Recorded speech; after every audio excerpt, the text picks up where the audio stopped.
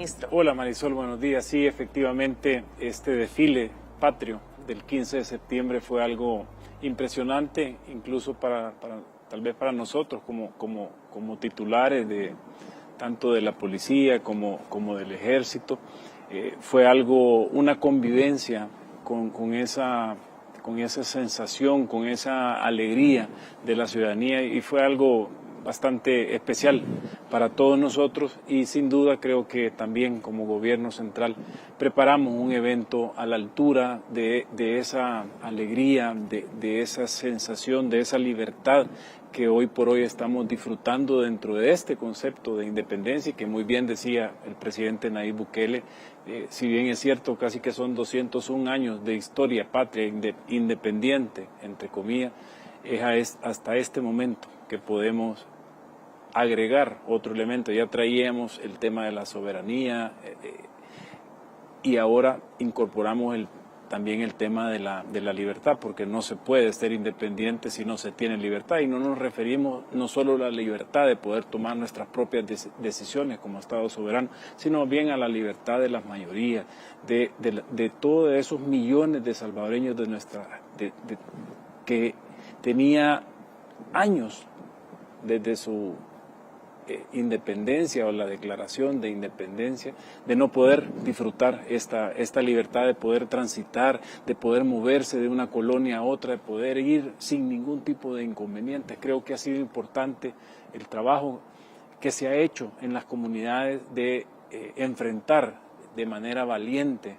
a estas estructuras terroristas que por más de 20 años tenían copadas nuestras comunidades. De hecho, ministro, fue impresionante escuchar entre las familias salvadoreñas, adultos de todas las edades, cómo felicitaban el régimen de excepción, las medidas que se han tomado hasta ahora, pero no solo eso, piden la continuidad de estas obras. Y este dato, de estas estrategias, y este dato coincide con una encuesta que realizó recientemente Sid Gallup, donde señala que los salvadoreños quieren medidas aún más fuertes contra la delincuencia y los criminales. Y decía el representante de Sid Gallup, es que la población salvadoreña ya llegó a un hastío. Y de ahí es que ustedes están proponiendo nuevas reformas a la ley para fortalecer el combate al crimen organizado, ministro. Sí, es parte de todas estas estrategias, Marisol. Naturalmente, si hacemos como un análisis del tiempo que llevamos en esta guerra desde que la activamos, precisamente lo que hicimos fue activar herramientas constitucionales y legales, precisamente para poder enfrentar. Estábamos claros que si seguíamos haciendo lo mismo, no íbamos a tener un resultado diferente. Por eso es que no solo se activa el régimen de excepción, sino que también se hacen las correcciones a los códigos penal y procesal penal para poder atender estos primeros meses de esta campaña de guerra en contra de las pandillas. Ahora entramos con una nueva paquete de reformas que va orientado justamente a hacer todas esas correcciones de este sistema de justicia penal perverso que nos dejaron, para poder responderle a la población en el sentido de que estén tranquilos, que nosotros llevamos esta estrategia, y dentro de en cada momento de esta guerra vamos a ir presentando. Ahora es el turno precisamente de toda esta reforma de la ley de crimen organizado, que lo que nos busca precisamente es garantizarle a la población que estas personas, que estos terroristas, que estos pandilleros que hemos capturado no van a regresar a la calle. Para eso, naturalmente, Marisol, al igual que se hizo el planteamiento del conocimiento del enemigo, de ese enemigo, de ese gran enemigo de la sociedad que eran estas estructuras terroristas, antes de empezar una campaña de guerra. Nos llevó un poquito más de 2 años analizar todo el fenómeno desde sus inicios hasta la fecha en que declaramos la guerra, que fue casi que el 27 de marzo. Pero también para las reformas legales hicimos todo el ejercicio de revisión, desde que en 1998 nos cambiaron los códigos penales y procesales penales y se empezaron a crear a implementar una serie de preceptos o normas dentro de estas leyes que en definitiva nos habían dejado un sistema donde ellos vinieron y con el argumento de que iban a modernizar o que los sistemas de justicia penal se tenían que modernizar porque fue una corriente que vinieron a implementar en América Latina, con ese engaño de modernización, lo que nos hicieron fue dejarnos unos códigos penales y procesales penales donde le incrementaron el costo al Estado para hacer justicia y le disminuyeron el costo al criminal para cometer sus delitos, y no solo cometerlos, sino que quedar impunes. De tal suerte que en estos, desde el 98 para acá, ¿qué es lo que hemos venido viendo? Hemos venido viendo la cantidad de pandilleros que, siendo procesados por delitos como extorsión, robos, homicidios, ellos cuando eran capturados lo que hacían era obtener la identidad de las víctimas o de los testigos y matarlos. De esa forma se garantizaban de que nadie iba a declarar en contra de ellos. Ahora, con este planteamiento, donde empezamos desde la reforma del Código Penal y decimos, espérame, el delito de agrupaciones ilícitas, la pena mínima son 20 años y la máxima 45. Y todo aquel que es parte de estas estructuras criminales van a ser capturados en flagrancia por pertenecer a una estructura terrorista que está en contra del Estado y, por supuesto, en contra de la sociedad. Por eso es de ahí van haciendo el cambio. ¿Y a qué quiero llegar con eso, Marisol? Que ese cambio de enfocarnos en el delito de la agrupación nos permite a este momento de la historia no depender de ningún salvadoreño de bien para poder condenar a estos terroristas. Luego, una vez impuestas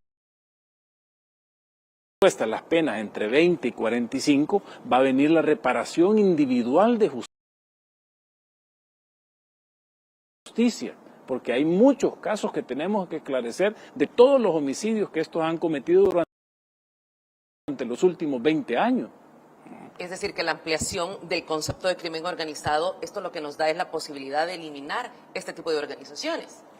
Correcto, es eliminar este tipo de organizaciones, y para esto también hemos hecho un trabajo muy responsable de analizar leyes en países de primer mundo con las que combaten al terrorismo de sus propios, de sus regiones o países. Y es bien curioso que ellos también, al igual que nosotros, entendieron que el enemigo de la sociedad es la estructura, no es el miembro, ¿ya? Ambos son enemigos, pero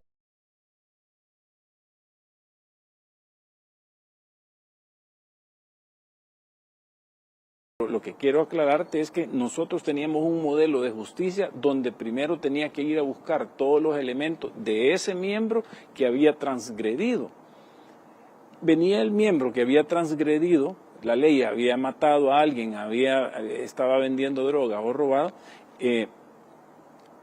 él conocía los datos de los testigos, de las víctimas, las eliminaba y quedaba impune. Gráficamente, Marisol, que esto es como un juego de pirámides, digamos la pirámide de una estructura pequeña que se llama clica en un territorio determinado. Nosotros habíamos estado con este modelo de justicia penal atacando solo la base, y la base piramidal de toda estructura criminal o comercial es infinita, porque ahí está su fuerza. Si usted pierde un elemento, al día siguiente pone otro. Es decir, nosotros habíamos pasado 20 años atacando la base. El modelo de procesamiento que teníamos no nos permitía ir y decir, bueno, esa pirámide se llama clica, tecla, loco, salvatrucho. Ok, entonces vámonos. Lo que estamos haciendo con la reforma es que nos vamos el Estado salvadoreño contra la clica, tecla, loco, salvatrucha de la MS. Y eso nos va a permitir que todos los miembros de esa estructura terrorista los vamos a procesar. Y es lo que en la voz de los salvadoreños siempre se ha escuchado como solo se procesa al autor material y es intocable el autor intelectual y nunca se llega a las verdaderas cabezas de estas estructuras. Correcto, por eso es que el modelo de pirámide que te menciono es como ellos están estructurados en el territorio, y es que cada clica es una pirámide, pero tiene un líder. Y un ejemplo bien gráfico de esto, hablando en estas mesas de diálogo con fiscales, con jueces, les decía, miren, ¿qué pasa si en un ejemplo que nunca va a pasar, que nosotros, digamos, desde la policía decidimos salir a matar salvadoreños? Seguro les decía en la reunión que en las primeras 3 horas de ese día nosotros, o sea, se podrían tener más de 5,000 muertos. En el modelo de justicia que nos dejaron, implicaría que por cada homicidio yo tengo que investigar quién es el que disparó, quién es el que participó junto con él, hacer las pruebas balísticas, etcétera, etcétera. Con 5,000 homicidios en las primeras 3 horas es imposible. Es imposible. No, me dicen, es que ahí el responsable es el ministro y el director de la... Ah, les digo, qué bonito. O sea que cuando es una institución formal del Estado, sí aceptan que hay un mando. Y cuando nos enfrentamos a estos terroristas, ustedes siguen atacando la base de la pirámide, la cual es infinita. Entonces ahora lo que estamos haciendo es corrigiendo esa distorsión que perversamente nos dejaron para que como país nunca le ganáramos la guerra al crimen organizado. Y ojo que esa receta no solo está en El Salvador, está en todos los países de América Latina, porque se garantizaron los que nos implementaron ese sistema de que nosotros nunca saliéramos del subdesarrollo, porque siempre íbamos a estar afectados por estas estructuras terroristas.